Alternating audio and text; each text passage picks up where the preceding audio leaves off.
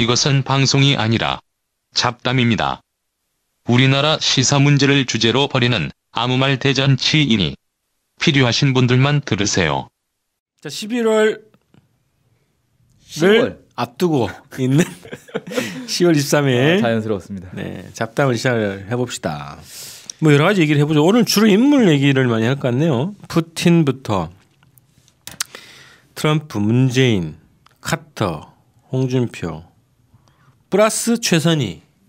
아우. 나머지는 저기 뭐 대통령, 현직 대통령, 전직 대통령, 대통령 후보 외에는데 유일하게 최선희 국장만 간부네요. 관료. 네. 네. 그래서 우선 모스크바에서 지금 회담이 끝났나 그게? 핵 비확산 회의, 국제 회의? 네, 네. 회담이 아니라 뭐 그냥 회의. 끝났어요? 끝난지는 잘 모르겠어요. 아니 이번에 JTBC가 뭐냐 단독 특정 보도 뭐 이러더만. 뭘요? 그 최선희 국장 인터뷰 땄다고. 인터뷰했다고? 네. 아 JTBC가 땄어요 그걸? JTBC 나오던데요. 오. 그래서 우리가 최초로 별 얘기 안 하던데 최선희. 그래서 막 맨날 하던 얘기. 막 주먹을 쳤죠. 죽고 나서 유엔 대표 가야 되는데 하면서.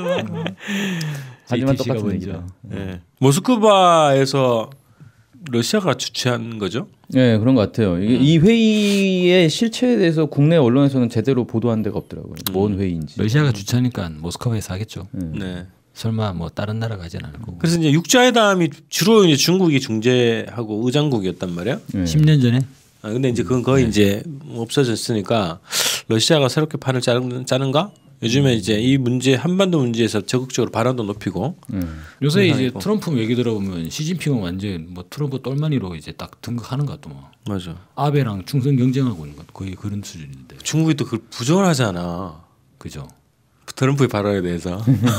아 지금 공산당 대회하느라고 정신이 없어. 그런가? 네. 예전에 제가 페이스북에서 본 글인데, 그러니까 중국이 이 북한에 대한 제재에 이렇게 동참하는 이유를 도저히 이해할 수 없다고. 누가?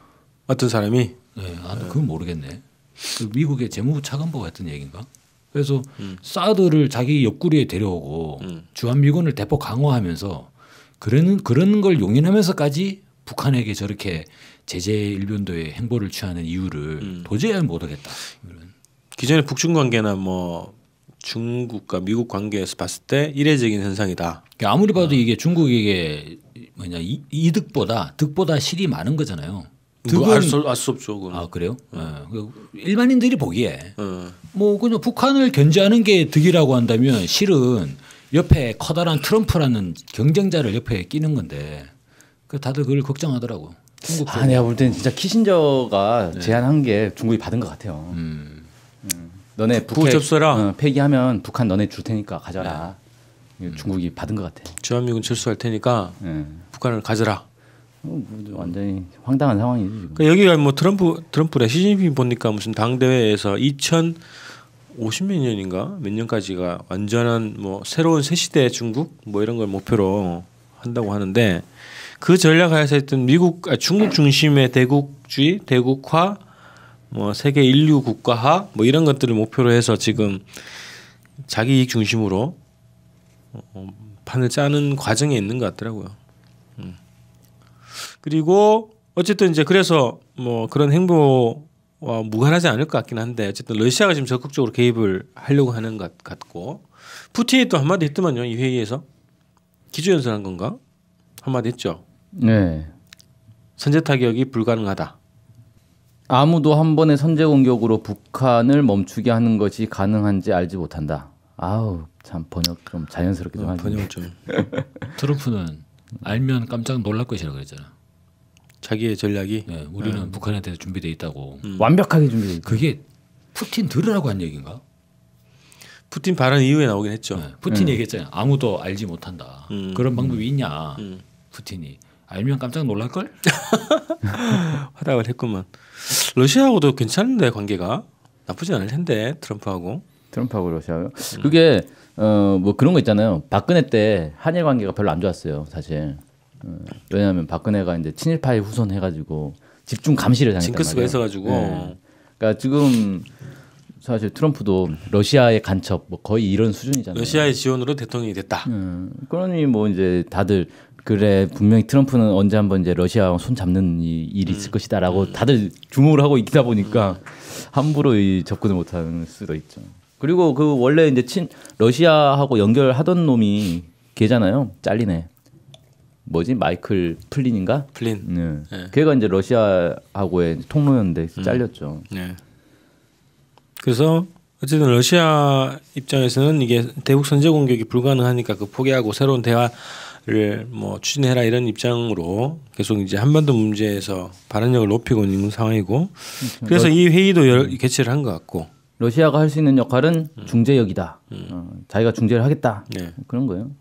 요즘 중재하겠다는 나라가 좀 입장이 많이 다 생기고 깔끔하게 있어. 정리되네. 네. 그 최선희 국장은 비핵화 있는 회담은 안 한다. 그렇죠. 딱 정리된 거고. 그런데 러시아는 대화해라. 그러면 둘을 이야기를 종합을 하면 뭐가 되는 거죠? 핵 보유를 인정하고 평화협정을 하 이런 얘기겠죠. 그렇게 되는 건가요? 와. 근데 보니까 여기에 남북 러시아 미국 다 같은데 아 이게 40개국이 참가하는 거예요? 그런가요? 네. 남쪽도 같더만요. 네, 외교부에서 그렇죠. 미국도 참가를 했고 미국은 전직 관료들이 참가를 했고 그래서 여기서 최선희 지금 북미국 국장이잖아요. 외무성. 그렇죠. 네, 북미국. 근데 민간인 신분으로 해서 미국 연구소인가? 미국 연구소장이라는 직함으로 갔는데 아유 멋있더라고. 뭐가요? 연설하는 거 딱 보니까 아, 멋있더라고. 아 북한 사람 멋있다고 그러면 안 돼요. 공찬양으로 반국가 단체. 아니, 동의를 할 거야 아마. 이게 여성인데 아주 막 카리스마가 철철 넘치진 않는데 뭔가 이렇게 막 그 합리적일 것 같은 느낌을 주는 그런 이제 네, 점점 위험한 발언을 풍기는 게 하고 있습니다. 있다. 근데 이제 카리스마가 넘치지 않다 이 부분만 강조해서 편집하는 거예요. 발언은 딱 단호하더라고. 그냥 이렇게 하세요. 깜짝 놀랐다고. 네. 어떻게 북한에서 저런 사람이 있을 수 있는지 진짜 놀랬다 나는. 그래요.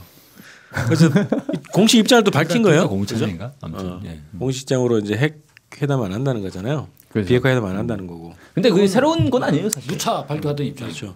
육자회담은 영원히 끝났다. 뭐 새로운 건 없네 주장은. 네, 그렇죠. 그리고 사실 트럼프도 새로운 게 없어요. 뭐 깜짝 놀랄 것이다. 아니, 맞아요. 진짜 깜짝 놀라지. 왜냐면 새로운 게 없으니까. 뭐냐 쟤는. 자, 그 와중에 이제 새로운 발언을 하는 인물들이 몇 명 있어요. 새로운 게 있어요? 예. 어디? 어느 나라? 문재인. 역시 문재인 대통령의 뭔 발언했죠? 아니 그 주말인가 뭐 이북5도 체육대회인가 있었나 봐요. 아 그런 거 아직도 체육대회가 하는구나. 무슨 행사인데. 이북고도 체육대회는 누가 하는 거지? 그 이북5도 그 이북5도회라고 있어요. 그러니까 그 그러니까- 사람들 살아남아 있어요? 그러니까 실제 그 사람들은 아니고 이 사람들은 뭐 어떤 사람들이냐면 후손들인가? 그 통일이 되고 나면 이북5도의 도지사를 할 사람들이 미리 내정이 돼 있는 거예요. 그러니까 그 사람들이 다들 이제 예전에 탈북자 지금 탈북자가 아니라 아니죠. 그러니까 완전히 그냥 남쪽에서 장관 임명하듯이 그냥 임명해 놓은 거예요. 그게 이제 예전 북쪽을 태생으로 하는 사람들을 그렇게 임명했잖아요. 원래는 거기 옛날에는 그랬는데. 거기 출신인데 지금은 이제 모르겠어. 지금 어떻게 되는 거지? 지금도 아마 그 구순 백순 되는 사람들이 앉아 있을 걸. 아, 설마. 같이 하는 거요. 살아 있어요. 이게 살아있는 문재인의 분들하고. 픽처라니까 이걸 체육대회를 떼고 가지고 체육을 시키면 어떻게 되겠어요? 이 골다공증으로 할배들이. 이제 픽픽 쓰러진다. 아니 그래서 거기에서 이게 예전에 어디냐 그 김대중 대통령 이후에 두 번째로 갔다 그러대 현직 대통령으로서 아, 그 행사에. 되게. 네네. 야. 근데 거기 가서 이제 아주 역사적인 말씀을 하셨죠. 뭔 얘기인데요? 아 설마 그거요? 네? 우리의 민주주의는 북의 미사일보다 100배 1000배 강하다? 네. 역사적인 발언 아닙니까? 야 이거는 근데 너무 노골적으로 북한 따라한 건데. 일심 단결은 핵무기보다 강하다 이거하고 똑같은 거 아니에요 지금? 아 그래서 이제 이산가족 얘기도 또 했어요. 정치 군사적 상황과 좀 분리하겠다는 얘기고 있고. 야 근데 이게 그 남북이 이념 대결이 됐네 이제. 북은 일심 단결이 핵무기보다 강하다라고 하는 건데 네. 남쪽에서는 민주주의의 핵심이 뭐냐면 다양한 가치들이 경쟁하고 화합하는 우리 게 더 이 좋다 가치. 이런 거죠. 그래서 어느 게 더 센가? 일심 단결이 더 세냐? 다양한 가치가 이렇게 혼합된 게 더 세냐? 이 이제 이데올로기 싸움이 됐네.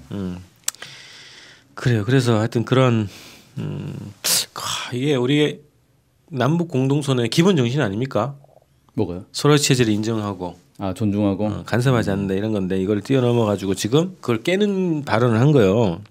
어떤 게요? 체제 경쟁하자는 거잖아요. 우리가 더 낫다. 진짜 그렇게 해석하는 건가요? 아니 근데 문재인 입장은 북한이 핵실험을 한 것 자체가 대한민국에 대한 도발이라고 규정을 해버리는 거잖아요. 그게 문제가 되는 거고.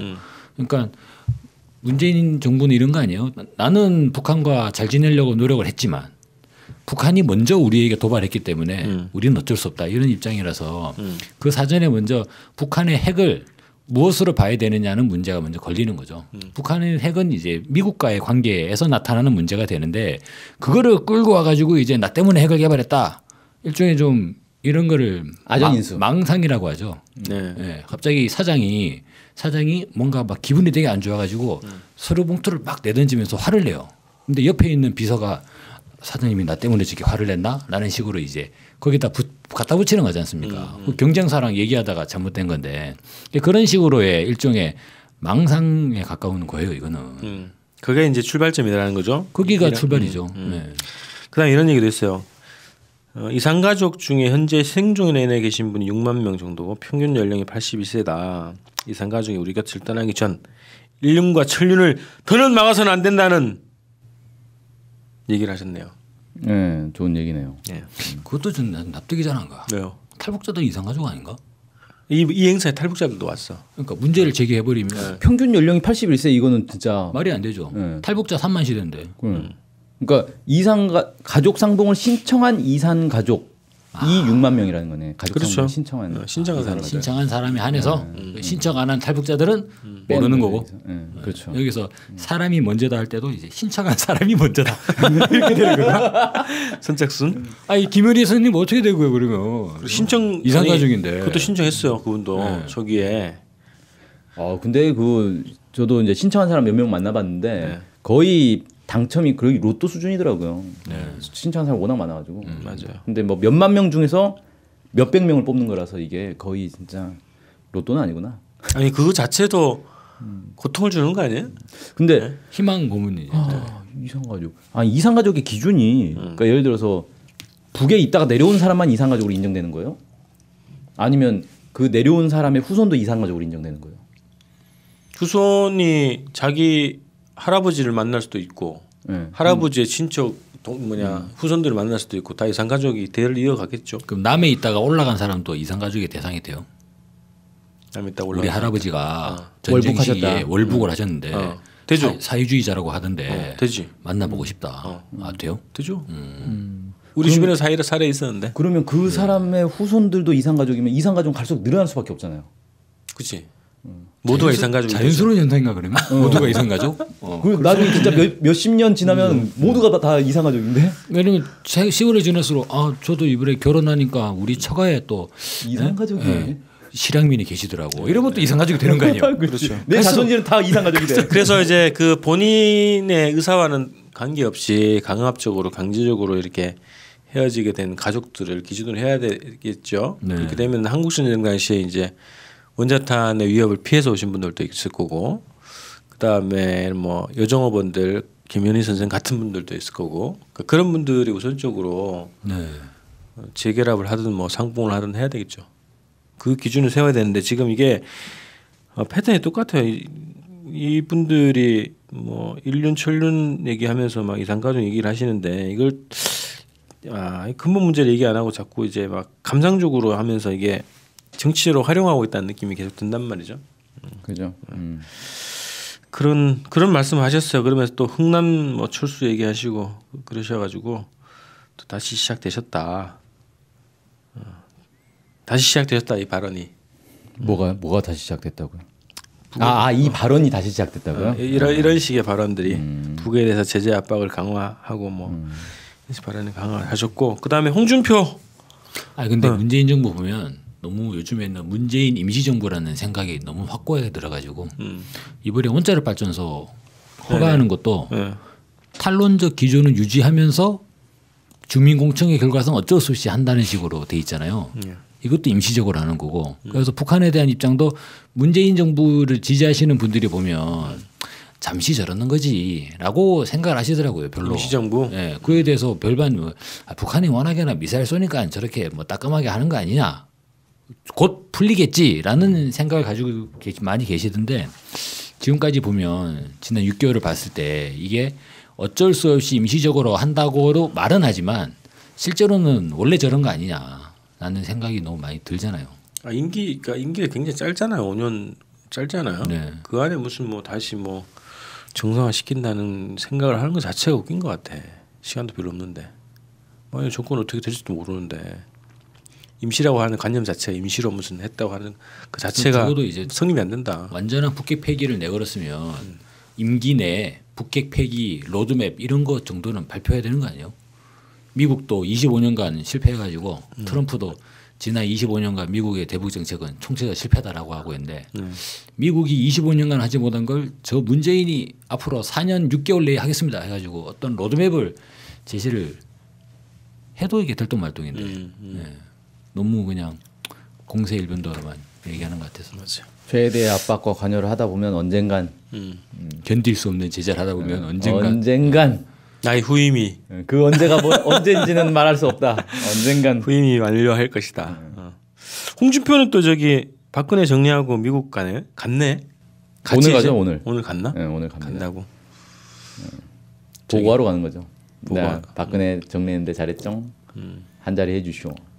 무슨 자료를 줘? 핵 전술핵 재배치 어. 약속을 해주시오. 그럼 그거 가지고 내가 대권 먹는다. 그렇죠. 네. 전술핵 재배치 추진위원장 뭐 이런 거 되나요? 근데 미국은 그럴 수 있는 상황도 아니고 전술핵이 없다면서 또 전술핵이 없어요. 없다는데. 전술핵 철수 선언을 했죠. 그러니까 해외 기지에 있는 전술핵을 철수시킨 거지. 그거를 완전히 폐기는 안 할 걸 걔들이. 아 그럼요. 걔들이 전술핵 어떤 없- 애들인데? 핵무기의 대부분은 전술핵이에요. 그런가. 전략핵이 7,000개가 있을 수가 없죠. 진짜 아니 김정대 의원이 했던 얘기는 뭐야 그러면? 뭐요? 국회에서. 우리나라에 전술핵이 없다는 거 아니에요? 아니 미국 자체에서 전술핵이라는 개념 자체가 없는데 뭘 아니, 뭐 이런 식으로 얘기했던데? 아 그건 이제 교리상 전술핵의 개념이 없어졌을 수 있는데, 그러니까 대체로 그런 거잖아요. 파괴력이 얼마 이상이면 전략핵, 얼마 이하면 전술핵 이런 식으로 따지는 거라서 벙커버스터 이런 거 다 전술핵이죠. 전술핵. 파괴력으로 놓고 보면 벙커 하나 부시는데 전략핵 쓰진 않잖아요. 모르겠어요. 뭐 김종대 의원이 뭐 나름대로 뭐 얘기를 들었으니까 본인은 그러시더라고. 본인은 전문가가 아니지만 군사 전문가 얘기를 계속 듣고 있다고. 그러니까 본인이 전문가가 아니면 누가 전문가야? 아니 그냥 본인이 말하시기를 겸손의 표현인지 모르겠지만 네. 그러셔서 그 다음에 카터는 또 요즘에 발언을 또 계속 많이 하네. 평양 가겠다고? 근데 카터는 미국 내에서도 좀 이제 어떻게 인식되냐면 지금 9순이 넘었어요. 93인가 그럴 거예요. 우리나라로는 95 뭐 이렇게 되거든요. 그러니 뭐 이제 미국 내에서도 아유 뭐 저 사람 간다고 뭐 되겠어. 그렇지. 이런 게 좀 있죠.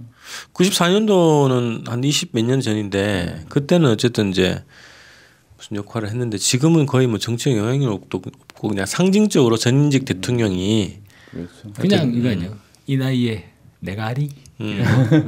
아 근데 요즘에 보니까 부시도 그죠? 아들 부시 하고 오바마도 뭐 트럼프 막 비판하던데 미국을 무슨 뭐 망치고 있다 이런 식으로.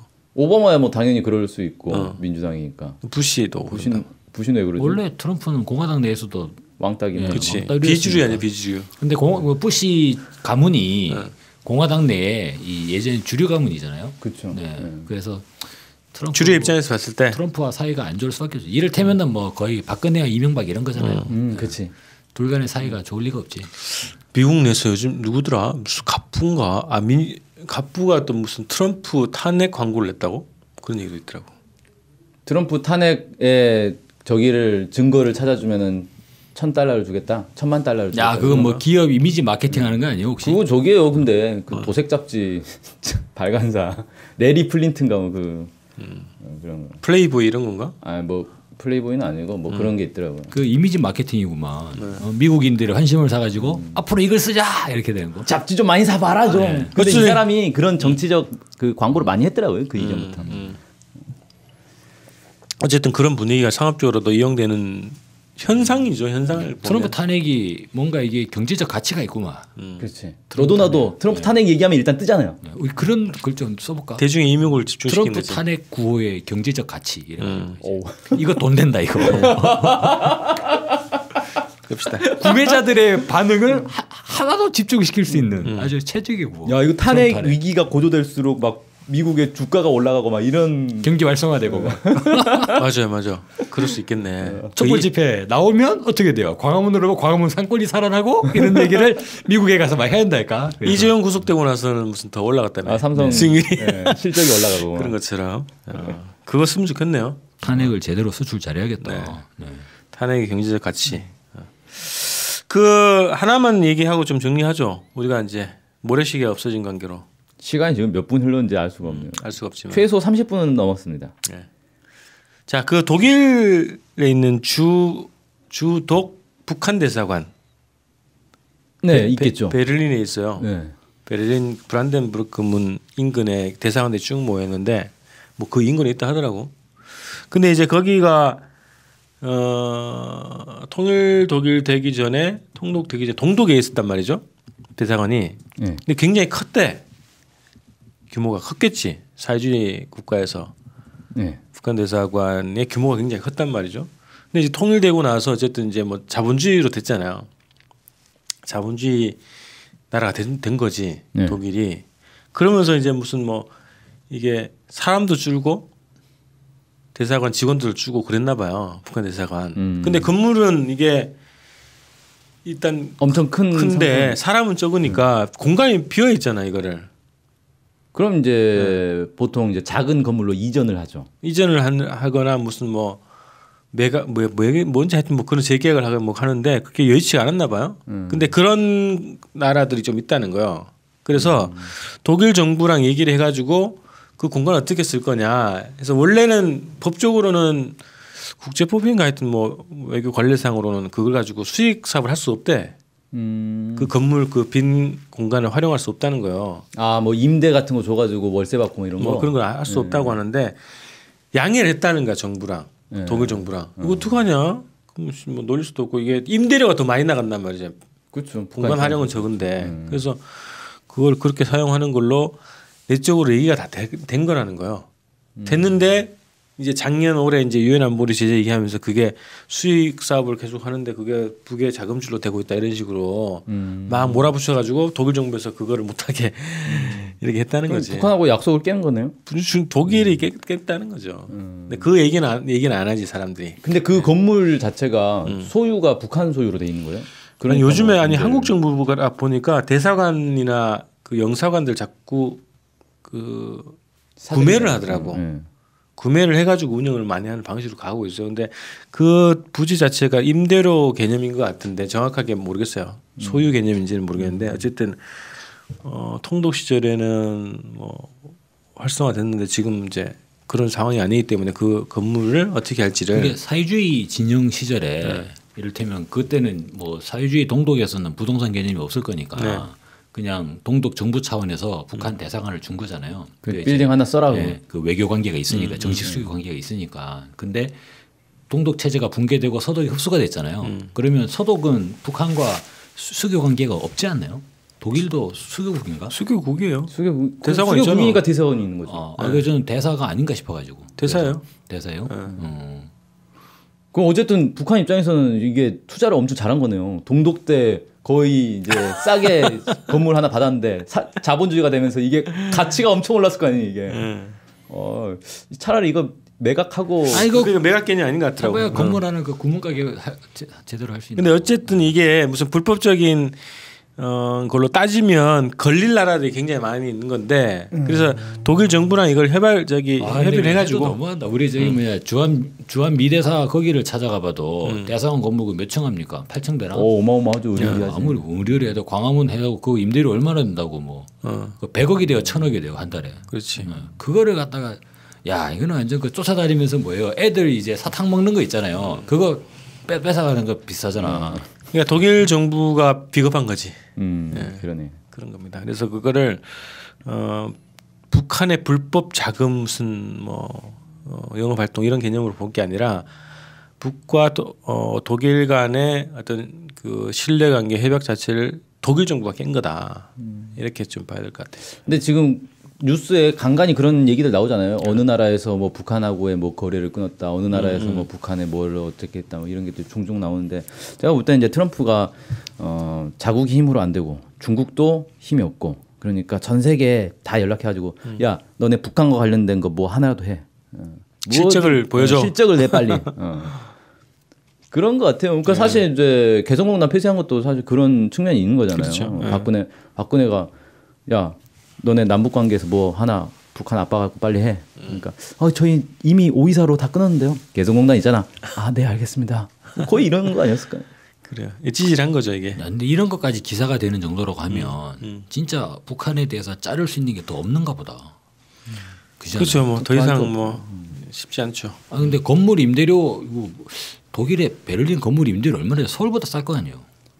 그건 모르지. 몰랐어. 나라마다 임대료 아무리 그래도 서울을 무시하니까 부동산 장난 아니야 서울이.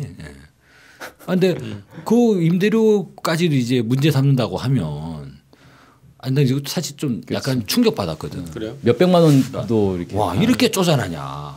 예. 아니 그 구글이 저기 북한에서 운영하는 계정을 취소한 것도 그런 거 아니에요. 구글? 유튜브. 예. 광고 수익 들어간다고. 야 방금 그거 조회수 1에 1원이야 1원. 그치. 그 1원도 못 봐주겠다 이거지. 그러면 제 생각이 완전 미국 대표단들이 나중에 이제 북한으로 갈 때는 북한의 식량을 고갈시키기 위해서 한 3일 정도 굶고 갈 것 같아. 완전 먹어. 쫄쫄 굶고 가지고 거기서 밥을 엄청 먹고 오겠지. 그런 식으로 또 북한을 제재한다고 그러지 않을까 싶어요. 하여튼 뭐 이게 그 제재 국면에 대해서 정확하게 좀 우리가 이를테면 네. 비현실적인 국면, 비정상적인 국면으로 지금 갔다. 네. 제재라는 게 실효성이 아니라 사실 이게 타겟이 이 북한을 타겟으로 한다기보다는 북한과 미국의 대결을 보고 있는 60억 인류에 대한 홍보를 하는 것 같아요. 우리가 이것도 하고 있다, 저것도 하고 있다라는 그렇죠. 걸 보여주는. 그래서 그 독일 대사관 임대 같은 경우에 그 기사를 썼던 게 어느 신문사인지 모르겠네. 언론사인지. 그 언론사에서는 독일 정부에다가 이 상황에 대해서 정확하게 한번 물어보시면 어떤 관계가 됐는지 역시 연합뉴스, 연합뉴스가 독일 정부에다가 한번 구체 취재를 하시고 기사를 쓰시기 바랍니다. 마무리하죠.